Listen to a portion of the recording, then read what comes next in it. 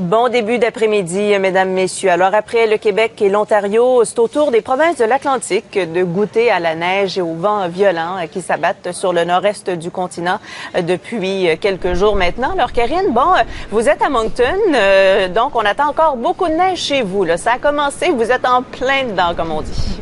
Exactement, la tempête qui bat toujours son plein présentement et ça devrait se poursuivre toute la journée. On parle de 30 cm qui sont prévus jusqu'à présent, plus de 20 cm qui sont tombés dans la région. Donc, on attend encore une dizaine de centimètres. On ajoute à ça des vents allant à plus de 90 km/h. Du côté de Grand Manan, ce matin, on notait des vents à 128 km/h. Et ici à Moncton, comme vous allez le constater, ça n'a pas empêché certains marcheurs de braver le froid. Ben, c'est une grosse tempête. C'est une grosse tempête. C'est la plus grosse que moi j'ai vue. Ça fait bien du temps, hein. Mais on avait besoin de notre journal. Je marche chez un ami, puis tu sais, c'est pas une raison vraiment pour... y a pas de raison pour pas marcher. Tu sais, j'aime ça quand même, la neige, ça. Bon, il y en a qui sont un petit peu moins satisfaits de la situation. C'est les voyageurs, hein? Pas mal de retard de ce côté-là. Exactement. Les aéroports du côté de Moncton, mais aussi d'Halifax et de l'île du Prince-Édouard qui ont annulé la majorité de leurs vols. Le transporteur interprovincial Maritime Bus qui a aussi annulé tous ses trajets. On parle de la même situation du côté de Moncton avec Kodiak Transpo, donc de plus en plus difficile de se déplacer. Par contre, les autorités qui demandent aux gens de ne pas se déplacer et de rester à la maison et seulement se déplacer en cas d'urgence. Ce soir, on entend toujours des gros vents, mais cette fois-ci du nord, ce qui pourrait faire en sorte que les régions de la côte pourraient être envahies de gros morceaux de glace. Donc, on attend toujours ça un peu plus tard ce soir. Bien, très bien. Merci beaucoup, Karine. On se retrouve d'ici là, évidemment. Au revoir. Merci. Du côté des États-Unis, la tempête qui a déjà fracassé de nombreux records perd en intensité, mais ce n'est pas terminé. Jusqu'à maintenant, plus de 70 cm de neige sont tombés sur la ville de Boston. Il y a des vents violents et des marées qui ont provoqué des inondations tout le long de la côte. Alors, depuis hier, il est interdit de circuler en voiture au Massachusetts et au Connecticut. Jusqu'à maintenant, la tempête a fait au moins 3 morts et 650 000 abonnés sont toujours privés de courant. Et au bout du fil, on a le météorologue Léonard Langlois. Il habite Boston depuis presque 2 ans maintenant. Bonjour, Monsieur Langlois. Bonjour. Bon, alors on va profiter du fait que vous êtes météorologue. Avez-vous déjà vu une situation comme celle-là? Personnellement, je n'en ai pas vu. Toutefois, il faut dire que cette tempête est aussi intense, sinon plus intense que ce qui est arrivé en 1978 lors d'un blizzard d'amplitude similaire en février aussi dans la région de Boston, ce qui était l'équivalent du 4 mars 1971 pour les gens de la Nouvelle-Angleterre. Aujourd'hui, on peut dire qu'on a une tempête totalement historique. Bon, vous dites une tempête historique, mais évidemment, on parle de Boston, on parle de New York, de la Nouvelle-Angleterre, donc des villes qui sont moins habituées, il faut le dire, à ce genre de précipitations quand même. En fait, c'est sur une saison complète. Pendant l'hiver, effectivement, il y a moins de neige en moyenne. Toutefois, les tempêtes de type nor'easter donnent des accumulations de l'ordre de 60 à 80 cm à quelques années de distance.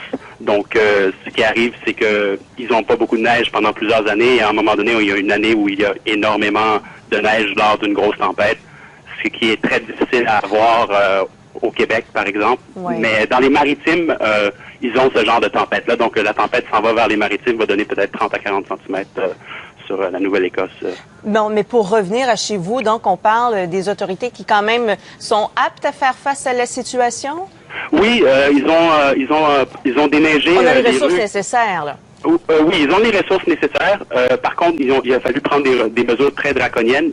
C'est la première fois depuis 1978 que l'État de Massachusetts a banni la circulation des véhicules, hormis les véhicules d'urgence. Mais toutefois, c'est sûr que ça se fait avec quelques controverses. Les gens n'aiment pas nécessairement se faire interdire de conduire. Mais en regardant les accumulations de ce matin, je pense que c'était pas une décision qui était totalement dépourvue de bonnes intentions. Ça a probablement diminué le nombre de gens pris dans la neige sur les autoroutes et etc.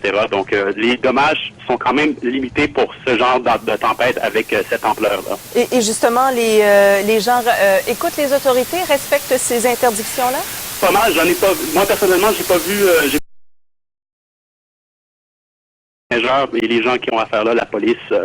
Mais c'est sûr que maintenant, ça s'est beaucoup calmé, la visibilité est beaucoup meilleure à Boston, donc ça commence à être beaucoup plus calme. Et c'est sûr qu'il y a des gens qui se promènent. J'ai été moi-même déneiger une partie de ma voiture, mais bon, on va en avoir pour un après-midi et sinon ça ira demain parce qu'il y a énormément de neige à enlever. Oui, j'allais vous demander, vous personnellement, comment ça se passe? J'imagine qu'un peu tout le monde est demeuré chez lui hier soir et ce matin, là. Oui, en fait, comment ça s'est passé, c'est je suis allé au travail hier matin et puis la plupart des gens sont sont travaillés à partir de la maison ou ils ont travaillé jusqu'à l'heure du midi. Et ensuite, les gens sont retournés chez eux étant donné que le transport en commun se terminait à 3h30 et qu'à midi, le gouverneur a déclaré qu'il n'y aurait pas de véhicule qui serait permis après 4 heures de l'après-midi, ce qui était un peu tôt quand même, parce qu'il faut dire que la tempête était pas vraiment très très forte en début de soirée. Ça s'est vraiment intensifié vers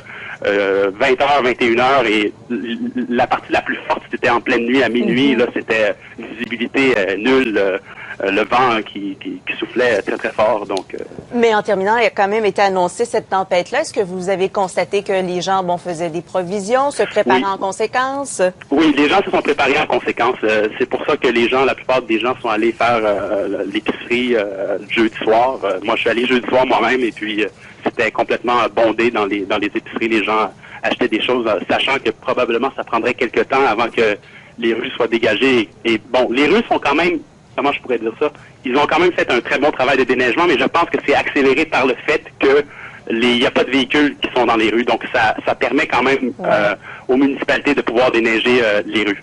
Et pendant qu'on vous parle, on voit cette image en direct où on voit effectivement que les rues, les autoroutes sont pas mal désertes chez vous à Boston. Donc, un week-end tranquille à la maison. Très tranquille, très tranquille. Monsieur Langlois, on vous remercie beaucoup d'avoir pris quelques minutes avec nous cet après-midi. C'est un plaisir. Merci beaucoup. Au revoir. Au revoir. Le Québec, lui, a reçu des quantités un peu plus modérées, a dépêché de l'aide dans les Maritimes et en Nouvelle-Angleterre. Donc, Hydro-Québec a d'abord envoyé une 50aine de camions de dépannage aux États-Unis. Les employés vont offrir leur soutien aux électriciens du Massachusetts. Le Nouveau-Brunswick a aussi recours au service d'Hydro-Québec pour réparer les bris causés par la tempête. Il y a une trentaine de camions de la Société d'État qui ont pris la route des Maritimes et les monteurs de ligne seront à l'œuvre dès que les conditions le permettront.